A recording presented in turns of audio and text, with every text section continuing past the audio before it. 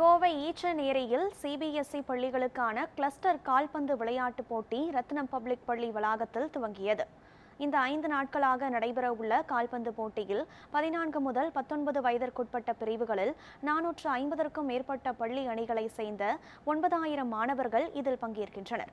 விழாவில் மாநகராட்சி ஆணையர் சிவகுரு பிரபாகரன் பங்கேற்று போட்டிகளை தொடங்கி வைத்தார். கோவை விளையாட்டுத் துறையிலும் முன்னேறி வருவதாகவும் சர்வதேச தரத்தில் ஹாக்கி மைதானம் விரைவில் திறக்கப்பட உள்ளதாகவும் தெரிவித்தார்.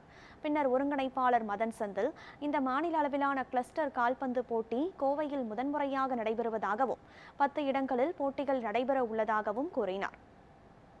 ஸ்போர்ட்ஸ்ங்கிறது எப்பவுமே மிகப்பெரிய டீம் ஒர்க். ஜெயிச்சாலும் தோத்தாலும் டீம் ஒர்க். டீம் இல்லாமல் இருந்தால் எவ்வளோ பெரிய பிளேயராக இருந்தாலும் ஜெயிக்க முடியாது. அந்த மாதிரியான ஒரு விஷயம் ஸ்போர்ட்ஸுங்கிறது. டீம் ஒர்க் இல்லாமல் ஜெயிக்கவே முடியாத ஒரு விஷயம். இதில் நாங்கள் காலேஜஸும் எங்களுக்குள்ள டீமாக ஒர்க் பண்ணி இந்த மாதிரி ஒரு ஈவெண்ட் கோயம்புத்தூரில் வச்சு ஒரு 10,000 ஸ்டூடெண்ட்ஸை வச்சு சக்ஸஸ்ஃபுல்லாக ஸ்மூத்தாக நடத்த முடியுங்கிறத டெமான்ஸ்ட்ரேட் பண்ணியிருக்கோங்கிறதுல பெருமையாக இருக்குது. இதுக்கு நமக்கு கிளஸ்டர்ஸ்லேருந்து அஃபீஷியல்ஸும் வந்து மிகப்பெரிய லெவலில் சப்போர்ட் பண்ணி இதை நல்லபடியாக நடத்தி கொடுக்கறதுக்கு சப்போர்ட் பண்ணுறாங்க. Selecting the best students and I'm hope இதிலிருந்து கண்ட்ரியை ரெப்ரசன்ட் பண்ணுற அளவுக்கு பிளேயர்ஸ் உருவாகல நம்பிக்கை இருக்குது.